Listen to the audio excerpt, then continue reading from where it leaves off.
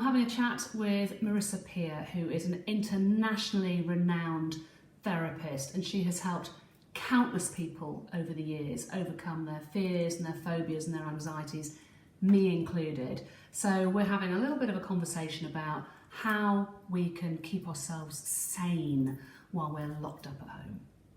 Hey, how are you, Anna? So It's lovely to see you. really good to see you. Now, do you know what, Marissa? Check this out. This is my certificate from when I completed your school 4 years ago. I know, isn't that amazing? I can't believe that. And you're doing so well. And I've always said that, you know, you and I have worked together a lot before anyway. You've always been a massive inspiration for me. I listen to what you say. I know that you are the guru when it comes to hypnosis and hypnotherapy and taking it global. So I just wanted to have a little bit of a chat with you, really, about the current state that we're in, which is just so awful. Around the world, coronavirus obviously has hit. We're now in lockdown in the UK. You're in lockdown in LA as well. So I've had a lot of calls from people, friends in particular, just, you know, some of them really tearful, some people very, very anxious and just not really being able to cope with being stuck at home. So I was kind of interested in what happens with the mind when there's uncertainty and when there's a crisis like this. What goes on in the mind? How do we respond to uncertainty? Well, certainty is a human need. You know, we have some powerful driving needs, and they are, one of them is certainty, another one is connection. And so whenever the world sees uncertainty, people go into panic mode. You know, certainty really means need to know I'm okay. I need to know that I'm well, that I have enough money to live, that me and my partner and kids are going to be fine. And things come along and take that away. 9/11 did that, SARS did that, the Gulf War did that. For a while, the AIDS epidemic did that, because we constantly hear these words, life will never be the same again. After 9/11, nobody was going shopping or going into cafes. It's like, what's the point? After AIDS, people were terrified to even date. I remember in the Gulf War, the terror people were feeling about this warfare and the nuclear weapons that were going to be fired at us. But what did happen is that actually everything did go back to normal. When Trump got elected, when we left Europe, people were going, oh my God, you know, this is terrible. I'm leaving America, I'm leaving the UK. But the thing we have to hang on to, and it's very important, is that life will go back. In a world where there is no certainty, you have to be your certainty. So we don't know what's happening with this virus, but you have to decide, look, I get to give myself certainty. I'm still here. I've still got my kids and my partner. We have food. And one of the reasons people are buying toilet rolls like crazy is because I can't control out there. So I'm going to give myself certainty by buying lots of stuff. If I've got a garage full of potato chips and toilet roll and water and juice, I can convince myself I'm okay. But you don't need to do that. You need to give yourself a different certainty, the certainty that this will pass. This is not new. We had the Spanish flu, we had SARS. I mean, it's a little different, but it has happened before. And we will bounce back. So while you're feeling uncertain what's going to happen, when's it going to end, when am I coming out of lockdown, you need to keep deciding, look, the way I feel about this is down to two things, the pictures I'm making in my head and the words I'm saying to myself. And we all have a brilliant brain. When you have a brilliant brain, you have a choice. The choice is rationalize why everything is going wrong or talk yourself out of it. I've had people write to me, end of the world letters, just wanted you to know that you've been so important to me. I want you to know how much I love you, just in case I never see you again. And it's like, I don't really want to get letters like that. It's very nice and kind, but I don't want to get into that doom and gloom and talk about this is an apocalypse, this is the end of the world. It's much better to say this is a challenge and it's certainly not great, but it will pass. It will pass. Already we're seeing that this lockdown is certainly working in China, and it will work here, and it will pass. And then when it passes, all the different governments, and we'll look at, what we can do to make sure this doesn't happen again. Rather like 9/11, after 9/11, flying actually became safer. After AIDS, which was a terror story, yet people now don't die of AIDS. I know people who've had it for 35 years and they're absolutely fine. So some good things will happen. They will create vaccines. They will create protocols so that this doesn't happen again. And a lot of people think, it's just gonna happen all over again. We're gonna get out of lockdown. Another virus is going to hit. But I don't think that will happen. So, Marisa, do you think that really it's a frame of mind, isn't it? And the idea that, your thoughts aren't necessarily reality. No, I mean, your thoughts create your reality. The way you feel about everything is really down to the pictures you make in your head and the words you say to yourself. And when you don't like your reality, you sort of need to change your language. It's a bit like, if I was holding a syringe in my hand right now, what does that mean? Well, it means what you decide it's going to mean. If you are having a tattoo, probably very excited about the needle. If you're in immense pain, then the thought of that needle getting rid of the pain is exciting. If you're having Botox, it might be exciting. But if you don't like needles, it's terror. I could have a burger in my hand right now. What is that? Well, it's what you think. If you're a vegan, it's the most disgusting, horrible thing. If you're a Hindu, it's actually offensive. And if you're someone who's on paleo, it's like, yes, this is wonderful. So things don't affect us, as hard as that may sound. It's what we think about things that affects us. Some people are loving being in this lockdown. They find it thrilling and they've got time for themselves. And other people are finding it immensely difficult because they're not free, because they can't control it. And that's another thing about the mind. Not only does it need certainty, and it reacts very badly to loss. We react 3 times more to loss than to gain. So when we say, I've lost my freedom, I can't go to the shop, I can't visit my parents, I can't see my kids, I can't go out. We react very badly to loss. And the way to get around that is to look at, is there any gain in here at all? I mean, there are people who are saying, I'm really enjoying this, I've cleaned up the house, I don't have to go to work. Of course, for some people, it's a terrible, terrible loss because they're losing their livelihood. But the other thing about the mind, as well as the uncertainty, the loss, is that we need to feel in control of the direction of change in our life. Change is inevitable. And the only way you can ever cope with change is to feel good about it, to look at something that's good about it. So we all say, I never have time for myself. I'd love time. If I had more time, if only I had more time. And now here we've got the one thing, time. And so to cope with this, you need to make, like if you think if your kids go to school, they have a timetable. They have a timetable when they work, when they play, when they eat, when they rest. So you need to have a timetable. Get up, get dressed. It's so easy to lie in your pajamas eating chips all day and watching TV, but that's a really bad idea. So you need to create a timetable, especially if you've got children in the house and you're going to say, okay, this time we do this, we cook, or we do this, or we have TV time and game times. You need to create an area of your house where you can work out or meditate.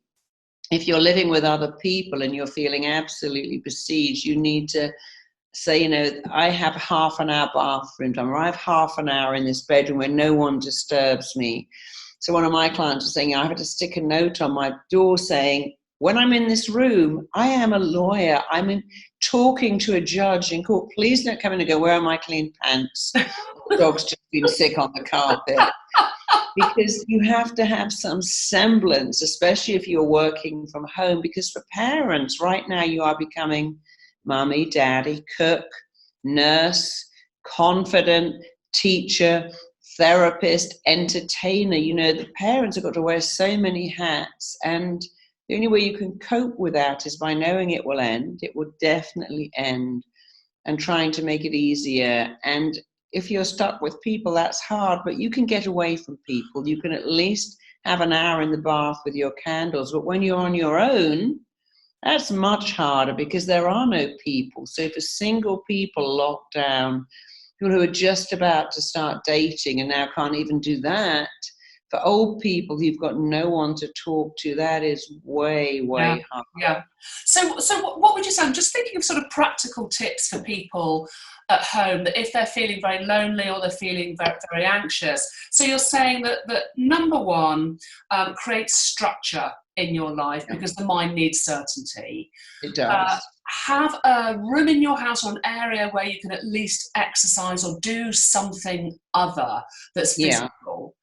If you are living on your own or you're older, presumably then connecting, it has to be digitally at the moment, but making sure you're connecting or being on the phone with somebody surely is really important. Yeah, it's really important. It's so important to use FaceTime, to use Zoom, to use anything you can, even maybe if you can, to arrange to speak to your neighbor, across the fence or down the hall. I mean, it's not impossible that you can't open your front door and have a conversation with somebody else because, we do need connection. Human beings are wired to need to connect. And when all cultures use solitary confinement as a punishment. We used to maroon difficult sailors, put difficult prisoners into solitary, cast people out, banish them. All parents know that sending your kid to their room is a punishment. So it's really important to create these connections. I used to go to this thing called Brits in LA Breakfast every Tuesday, and they've just done a virtual one, so everyone has their breakfast and they go online. And if you're older, you still need to find a group that you can talk to. There are a lot of people organizing this, and very hard if you don't understand Wi-Fi, but you have a phone. At the very least, pick up the phone and have calls and make them specific. So I call my children every day at 7 p.m. and I call my friend every day at 4 and make that a really interesting call. And for many old people, just knowing they're getting a phone call once or even twice a day really helps. That's a really good tip, actually, because again, it's creating that structure and that certainty, isn't it? That at these times, I know these things are going to happen and that I'm going to feel less anxious about, my endless days. Yeah, and then people are doing, it sounds so silly, but I'm going to watch a show and then I'm going to call my friend and we're going to discuss the show. There are a lot of things you can do, like, if you're at home with children, parents never get the time to play puzzles, to cook together. And if you're homeschooling your kids, just weighing out vegetables, working out which one's got the most vitamin C. I mean, they make a tremendous mess, I know that, but you have the time to clean it up and you can get them to clean it up with you. So and learning new skills as well, maybe with your friends or with your kids. Actually, you've just made me think about something because you mentioned food and cooking with the kids, etc. This is going to be a really anxious time as well, I think, for people around food, because I've been reading reports of people in other countries who've been in lockdown longer than us, just having got massive. And, for me, being stuck at home with a larder full of food, you and I have worked before on diet, and you gave me hypnosis a few years ago and helped me lose weight. For me, being locked down around food, oh my God, I've eaten everything already. It's not, when you're put on a desert island, you only want 3 things: food, shelter, procreation. That's it. And so we are hardwired in times of hibernation to focus on food. Like, you'll see squirrels start to gather nuts when winter's coming along. And again, it's very important to understand your wiring. You are wired, for instance, to binge on sugar. Nature thinks it's very smart indeed to binge on sugar, because if you took your mind back 400 years and you were living in a tribe and every day you wandered off and picked some nuts and berries, and if you were lucky found an egg or trapped a chicken, but the day you found honey or ripe mangoes, that was like Christmas. And you didn't think, it's a lot of fructose, I'll just have a little. Wait, as much of that honey, as much of those mangoes as you could, took them all back to your tribe. And the next day you woke up and you would honey and need to go back for more. And in evolutionary terms, we are hardwired to remember where sugar is and to keep going back because it was so scarce and rare. And whenever there's a crisis, our primitive brain kicks in and goes, that sugar is really rare, and it makes everything better because here's the second thing going on in your mind. When you're a little baby and you were bored or sad or stressed or lonely or unhappy, someone picked you up and put something creamy and fatty and sugary in your mouth, your mind went, oh, this is great. Yeah. This has fixed all my needs in one shot. That milky, creamy, high-fat, sugary stuff makes everything better. And so in times of crisis, we never go, I need celery, I need some peas, I really need lettuce to go out, I need macaroni and cheese, pizza, chocolate, cookies, toast, because we regress back to what always comforted us. And comfort food is never lentils. It's No, it really isn't, is it? Bone broth. It's always creamy and sugary and fatty. So when you have that urge, don't be yourself, this is normal. Don't beat yourself up, and by all means have some. But it really isn't a good idea to hoard potato chips and cakes and cookies, because here's the third thing about the mind. When you see food, you want to eat it. In primitive times, if the hunters came back with fish, you didn't go, I don't fancy fish, I think I'll just pass, because 3 days later you go, what kind of idiot am I? I've had no protein now for 3 days, I should have eaten the fish. And so our mind, in order to make us survive, makes us want food when it's in our line of vision. And so, try to buy much healthier food. Your immunity, which is your last line of defense, needs good food. Sugar suppresses your immune system. So by all means, have some little treats in the house, but don't have them, and the minute you open the fridge, there they are. Put them out of sight. Buy healthier stuff. Have little treats by all means, but don't lie on the sofa eating bags and bags of potato chips and tubs of ice cream, because it only makes you feel good for a few minutes, and then you feel awful and you're suppressing your immunity. Well, can I ask you the flip side of that question, which is, what if you have an eating disorder, for example, anorexia, or you're very anxious around food and suddenly you're surrounded by it? Yeah. What about those people? How are they going to manage that anxiety? But you see, you don't have to be surrounded by food. Your government, where it's never going to let you starve to death. The food shops are still operating. The deliveries are still coming in. You should really be buying your food every 3 or 4 days. I know we're very scared about being in contact with people, but the stores are doing quite well with the 6 feet away. Here, people have hand sanitizer, they're wiping down the trolleys. So if you're hoarding food, it's not fresh, and it's okay if you put it in the freezer, but you should still be buying reasonably healthy food. I mean, make lots of soups, make some stock, make some, chicken casseroles, shove it all in the fridge, so that if you have only healthy food and very little bad food, you'd be okay. I mean, when I went to do a food shop last week, there was no pizza, no cereal, no potato chips, but there was loads of vegetables, loads of really? fish So and meat. people are buying rubbish then? There are enough eggs, but people are buying complete garbage. All the rows and rows of candy bars, they were all gone. But there is plenty of healthy food, and if you're really bored, which we all are, do batch cooking. Cook some chicken casserole. Cook some soup, make some stews, make some gluten-free, sugar-free cookies if you want to. There's all kinds of things that you can do so that you don't suddenly think, you can snack on peanut butter, on peppers or apple slices. You can make your very own granola bars and put so again, it's about turning it back into an opportunity. Yeah. We're all stuck at home. This is an opportunity to actually learn a new skill, think about your health, just be mindful really of what you're doing and what you're eating. We all say, I don't have enough time, I'd love some time. Here's your time. Cook better, exercise. I know the last thing you feel like doing is exercising, but even if you do 3 things, if you do the plank for 5 minutes, if you do some push-ups, and if you do some stomach crunches, that's enough. And that will take you 15 minutes. And it's a good way when the people in your house are besieging you to go, I've got to go and shut myself in the room and do my own exercise, or do them with your children. Keep that routine going. And then think about, what have you always wanted to learn? There are so many tutorials on YouTube on meditating, breathing properly, learning a new skill. You know, many years ago, one of my clients went to jail for VAT fraud. And while she was there, she trained to be an aerobic instructor. Wow. And she's still an aerobic instructor. And she said, I never would have done that if I hadn't gone to jail. And look at Jonathan Aitken. He went to jail and he turned it to his advantage. So actually did Jeffrey Archer.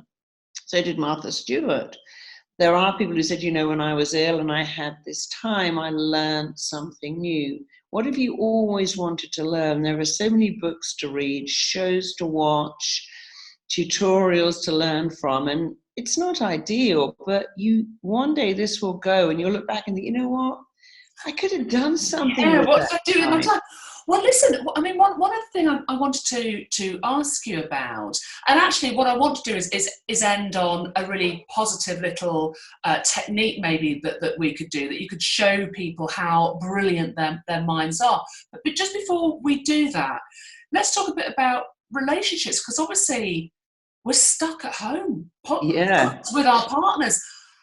You must have people emailing you going, oh my God, Marisa, you know, our marriage is going to fall apart. Or maybe they're having more sex than ever. How is this affecting? All of that. A lot of people say, you know, my partner is driving me crazy. I never realized how many irritating habits they had. I'm used to them leaving the house and all the kids leaving the house. And frankly, I'm envying these people that are on their own. But again, you just have to try and take yourself away from that. You know, if you have a computer and headphones, no matter how much your kids are in, put your headphones on, get lost in a documentary, get lost in a movie, get lost in a book, get lost in an audio book. Headphones are wonderful ways to block out other people. And there's lots of practical things you can do as well. So one of the things I'm going to tell you, I'll come back to it later, you should be using tea tree oil. Tea tree oil, eucalyptus oil, and peppermint oil. You should be putting that on your radiator. Just drop it straight on there and let it diffuse. Put it in a pan on your stove. If you have a diffuser, do that. Boil pans with it in, because it's very good for your chest. We know coronavirus tends to affect the chest. Tea tree oil is antiviral, antiseptic. You can even put a tiny drop in water and drink that. And you should be taking zinc and B vitamins. You need 5,000 IUs of vitamin B and 50 mgs of zinc, because these are the things that help your body fight back. And you know, a lot of doctors are saying, and I work with a lot of doctors because of our TT, that if only we could take these vitamins and 1,000 mgs of vitamin C, because your last line of defense is your immune system. Okay, there's no vaccine, there's no cure, there's no medication, but there is something you can do. Take 5,000 IUs of vitamin B, take 1,000 mgs of vitamin C, 50 of zinc, burn tea tree oil, meditate so you can stay calm, exercise because it boosts your immunity. I have on YouTube a whole free meditation called Boosting Your Immune System. This week I'm putting a new one up to boost your child's immune system. What that does is it makes you think, I'm doing something. Because the biggest problem is I'm not doing anything. I'm just eating pizza, going crazy with my husband because his underpants are on the floor, screaming at my kids, and then you feel out of control. Yes. When you do something, when you just meditate, do the plank, take the Vits, burn the tea tree oil, you think, oh, I'm taking back control here. Because remember, we're scared of change, we're scared of uncertainty, we're scared of loss. That's wired into you. So if you do those simple things, you don't feel scared of change because you're doing something good. You feel more certain than uncertain because you're taking action. Instead of focusing on loss, you're thinking of, look, I'm building up immunity in my house for everyone. And it is difficult with relationships, but remember, it will pass. Everything will pass. There's going to be a massive baby boom when this is all over, but you know, it's going to be huge. But you know, it will pass. A lot of single people are going to really think, wow, I don't want to be single now. One of my friends who is a dating expert said all these guys, they just can't bear to, and they're going to be out there looking for a partner. A lot of, I've just offered to foster some dogs in LA, and there's a lot of things you can do to help people. Yeah. Take some action. When I was watching the clapping for the NHS, what a wonderful thing we did coming together. There's a lot of nice things coming out of this. We finally appreciate the NHS. Yeah, so there's positives that will come out of this awful COVID, crisis, that actually we care more about the community. We're suddenly appreciating the NHS a whole lot more. Yeah. As you say, that there's going to be, hopefully, a kinder society.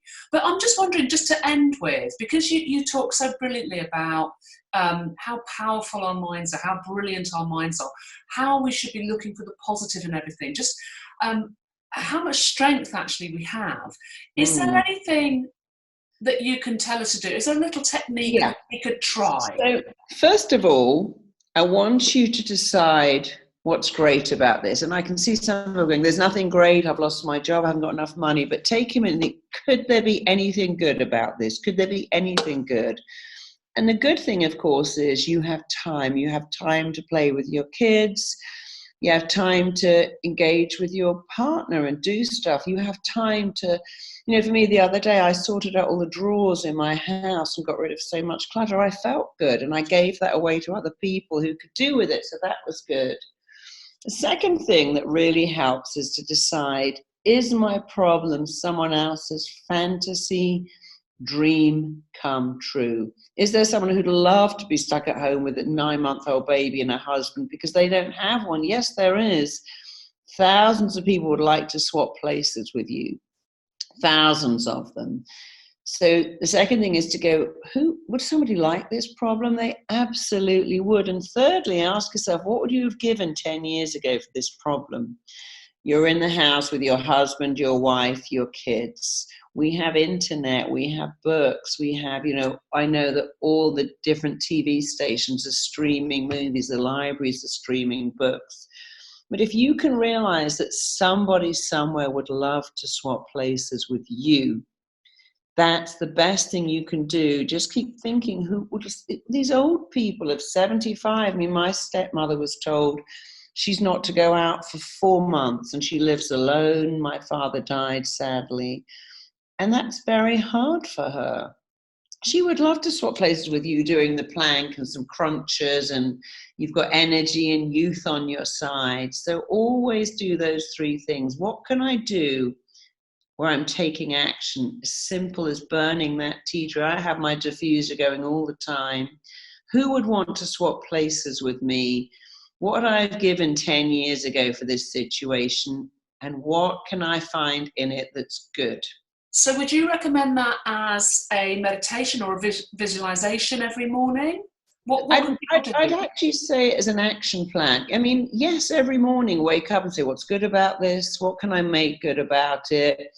Who would want to swap places? And just keep, every time you sink into that, oh my God, this is Armageddon, pull your mind back. Your mind is a bit like a Ferrari, and you're the Ferrari driver. But if you don't drive that Ferrari properly, it will go to the wrong place, and probably you'll drive it into a tree.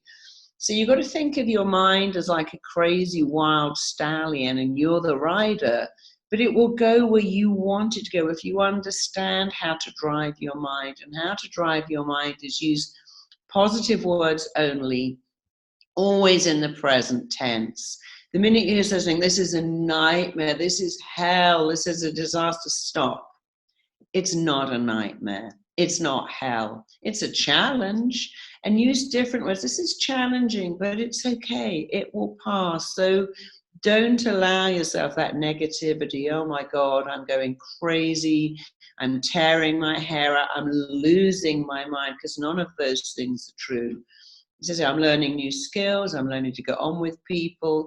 I'm in isolation, but we're all in this together. Yeah. Everyone is going through this. And for many of us, it will make us stronger. We can learn new skills. We can learn to appreciate all the other people who are out there helping us, and be grateful. Be grateful for whatever it is you have.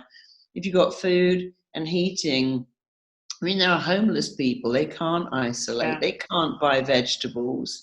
They're really stuck. There are people having a much worse time than you. There are people with cancer who can't even go to hospital now and get treatment. One of my clients was just telling me that she's pregnant and she's terrified to even go for her checkups because she doesn't want to be around that virus. So, you know, you're at home. You could be in a makeshift hospital surrounded by bugs. You're not.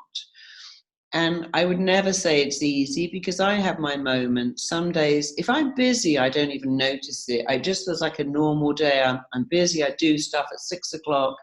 I lie on the sofa and go, you know what? I'm going to catch up now with every episode of Californication, or I've just got my husband to catch up with The Sopranos, which he never watched. And other days I wake up and think, oh, I've got nothing to do today. And I like to have something to do. But then that's up to me to find something to do. Exactly. There's always something to do. So the overriding message then is basically try and be grateful during this time. Find something positive during this time as well. Change your mindset. Yeah. Try and take not some to action focus on the negative so much. Take positive actions. Yeah, take some action every day. Make something healthy, clean out your cupboards, give stuff away, do a little bit of meditation, a little bit of workout, anything you can do. There are so many people now doing yoga classes, exercise classes, meditations online. It's all free. Join that. There are people giving tutorials online. So, you know, you could take this as a time when you can learn something new, do something new, and learn new skills, because you probably will never, ever have this time again. And one day you might look back and think, you know what, I wish I'd used those 10 weeks. I could have done something. I could have learned something. What I learned was how boring daytime television is and how many packets of chips I can eat in a day before I feel ill. There's also people sending out very, very funny stuff. I don't know if you've seen all the funny things that are coming up. People are really creative. In some of these difficult times, people become incredibly creative, don't they? Yeah, I've put quite a lot of them on my, if you go to marisapeer.com, so if you go to my Facebook, Marisa Peer, I've got loads of them on there. Have you seen the woman doing the thing from I Will Survive? Oh, yeah. Yes. So funny. And the guy, when they say you're going into lockdown, do you want A or B? There's so many funny things up there. And there are people just putting stuff out to make you laugh. Yeah. So to entertainment. Yeah. And, you know, we're so lucky. You know, last time when this happened in 1918, when people didn't have internet or Wi-Fi or television or phones, you know, your kids are still educated, your mind can still be occupied, and we've got lots of stuff. Do you know, you've as always inspired me to get off my backside, start learning again, start structuring my day again, start being useful and more positive. And I'm really hoping that people watching this as well will take your words and do something more useful with them as well. Yeah. So thank you. Go to YouTube and put in Marisa Peer. I've got so many meditations on YouTube. They're all completely free. Right. Go to YouTube and particularly take the one on your immune system. Go to marisapeer.com. We have at least 6 different audios we give away. Wealth blocks, love blocks, health blocks, success blocks. They're all free. There are lots of people giving away free stuff, including me. And so go to rtt.com and take some free stuff. Learn how to dialogue with yourselves and make yourself better. There's so many things that you can do. Thank you so much, Marisa. It's really good to see you. I know you're over in America, but I'm sending you loads of love. And thank you so much. Stay well. I will. And I really hope to see you, if not speak to you, very, very soon.